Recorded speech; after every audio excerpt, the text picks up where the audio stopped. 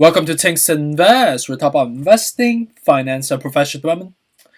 That's a recording time of 3:58 p.m. on Eastern Time, so 2 minutes away from market closing. Ethereum contract $3,822, about 5.4% so far. On the overall crypto market, see clearly the entire crypto market is bright red today, right? With the key coins, Bitcoin and Ethereum both down close to about 6% respectively. The altcoin side of the house a little bit more severe with the most negative side of the spectrum down close to about 12% for selective coins that we see on the chart next to us. And on the equity side, if you look at it collectively speaking, we have been sustaining the Santa Claus rally for quite some time now. And just in a weekly perspective, we have been surging for the last 3 consecutive days. So today is no more of a normalization day, not really a sell-off nor a correction, but just more cooling down, if you may, right?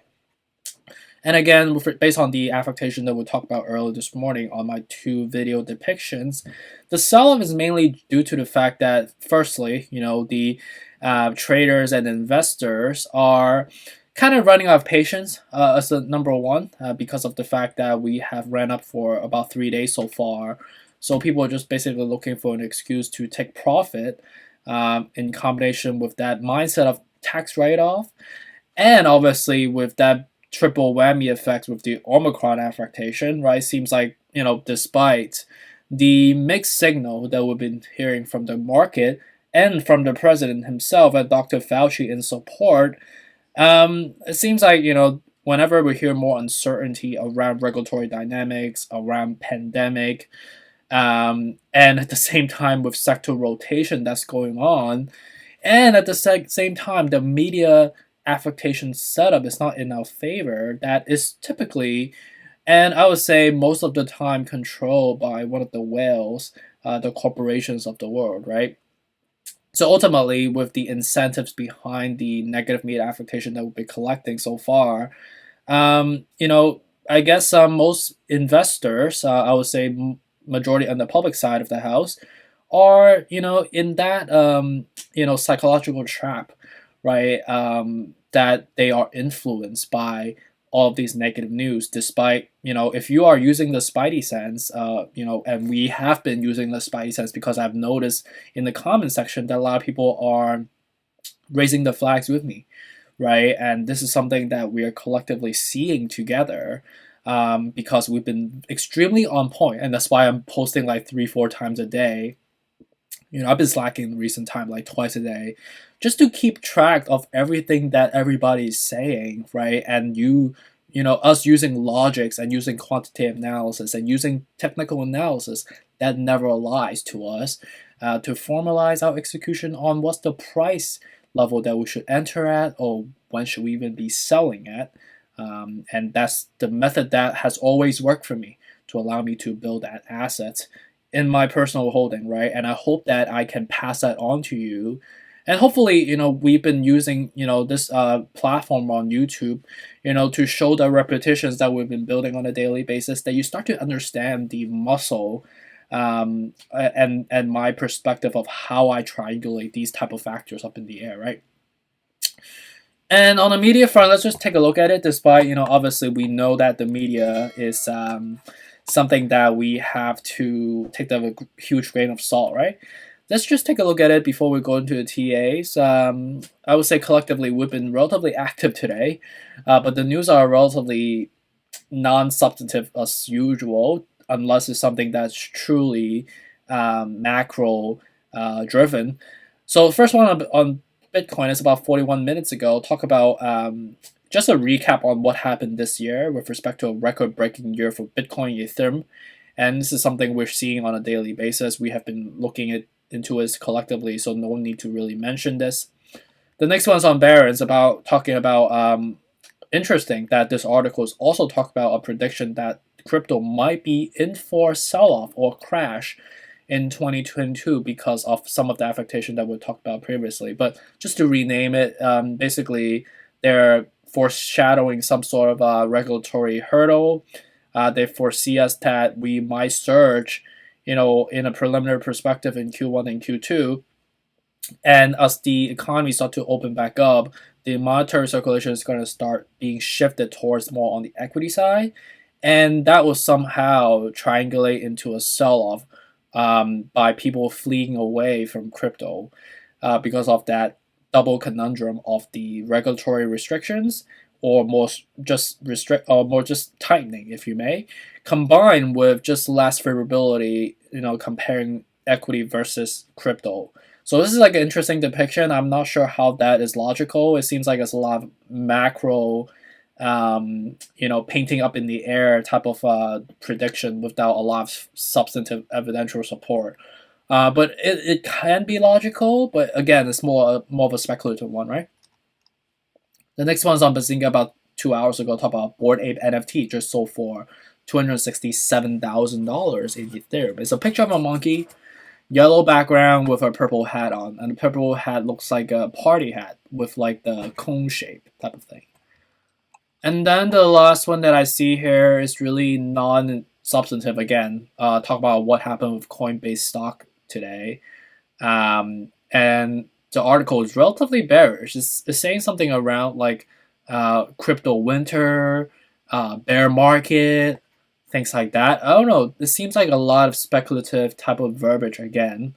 Doesn't really resonate with anything evidentiary either. So let's just ignore again most of the noise, right? Because we are in the business of risk mitigation, and these noises are not really helpful, right? I mean, it informs us in a way that we know what they're talking about. We take that with a grain of salt. We adjust that mentally, just as a supplement, but it's not the your bread and butter, right? So let's just look into the bread and butter to see what's going on right now. So with respect to recording time of 4:04 p.m. in Eastern time, Ethereum country is basically $3,821, just approximately around these basically consolidated level, right? We know that the current level 3,843 is the exact level that we know that we have identified. That is the substantive level, right? You could see clearly around lunchtime. I just went out for Korean food with my dad earlier today. And we sold down to 3,765, right? And that's the logical level. It seems that we're relatively oversold at that point, right? When we were at the 3,765, we're below the 40s, approximately around like the 38 out of 70 on our RSI scale. And that's immediately people bought in. And as some of my friends here on YouTube actually bought in, so congrats to you. You guys did the right move. Despite it looks relatively bearish right now, it looks like we're selling off, but you guys did the right thing. It's the logical move, because if you hold it long term, you'll thank yourself later. You definitely did the right move in comparisons to when we were surging all-time high at the 4,870, right? So pat yourself at the back on your back, and say that you did a good thing today. You did a right thing today. Logic never lies, right? And that's so I've happy for you for what you did. And with respect to current level right now, do we see more sell-off, right? People are going to be in a winter time period, both a winter in terms of our climate, but also winter in crypto. I would say not really. I don't think we are fully confirmed on that front yet. We're relatively depleted right now, right? Especially when we're selling down to that level, 3,750. I think anywhere from 3,000. From current level to 3,650 is still a good dip for us, right? Because if we go down back to 3,650, we're gonna be depleted again, right? And that's a good, perfect opportunity for you to incur more risk at. But you don't have any more cash, just hold it for a long term. Never sell on loss, right? Because that makes no sense unless you have to be, writing a tax write-off, or because you need money that you just I need to be paying my mortgage, I need to be paying my rents, then it is what it is, right? But I never really use, your, obviously you have your money that you allocated for your lively expense, you have your money allocated for your investments, right? You never go all in, because that's not logical ever. And it's very high risk for yourself, because it's not responsible for you, right? Some people are, they sell their house and they have no savings, but they put it all into one investment. That's huge risk if you think about it, right? It's like home run, like all or nothing, Hail Mary. That's never the way to invest, right? That's highly risky. And investment is a form of risk mitigation, right? It's a kind of like a contact sport as well. You need to have both defense and offense.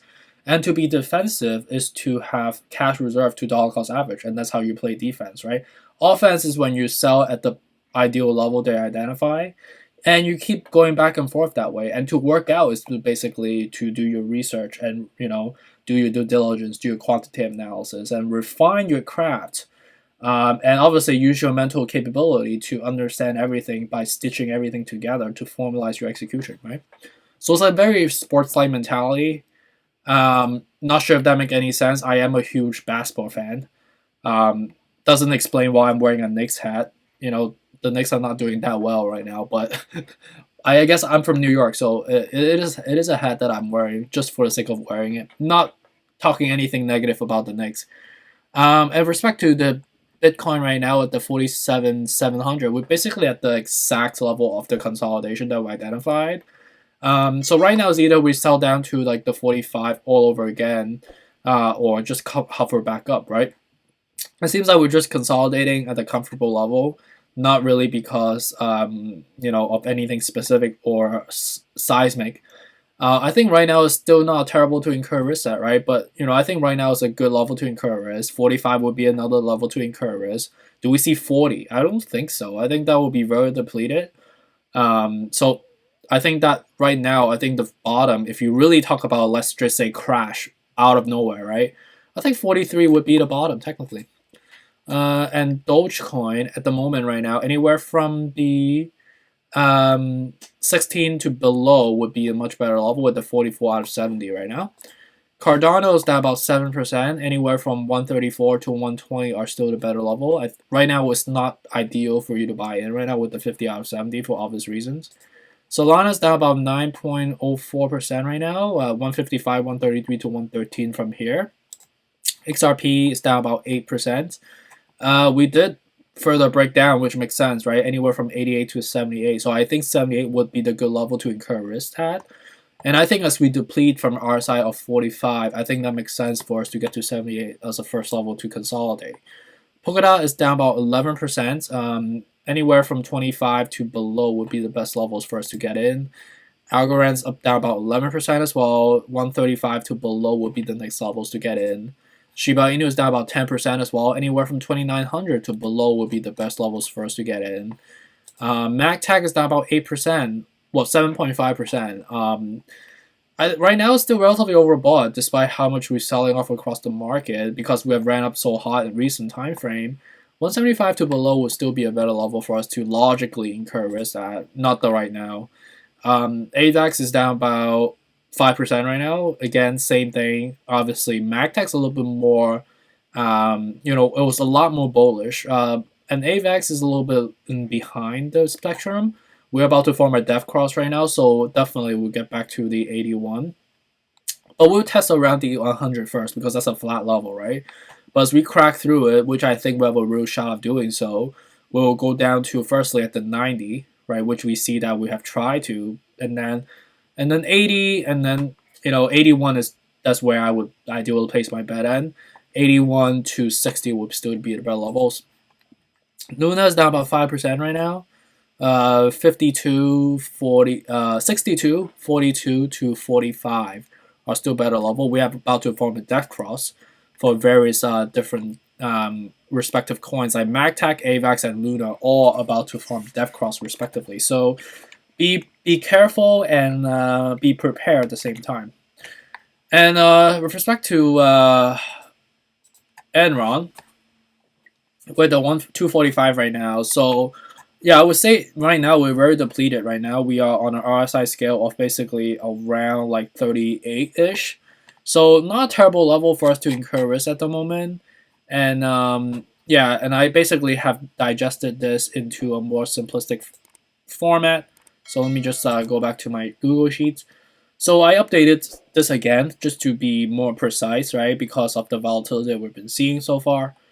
So use this as your reference, right? And with respect to Enron, we are within the frame of reference right now for the attractive level and fair.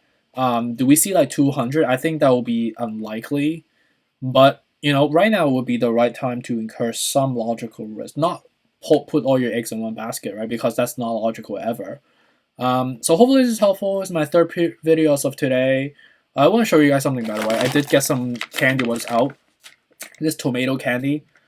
You know, tomato is like my favorite vegetable or fruit. I think it's a fruit. And I was hoping that it would taste like V8 or something. V8 is actually my favorite drink, one of my favorite drink. Tomato is my favorite vegetable or fruit. I think it's a fruit. And the candy doesn't taste like anything like tomato, or at least the way that I was looking forward to it. But yeah, anyways, that was just something I want to show you guys. So really appreciate you for joining me again, and stay tuned to come. Take care. Bye.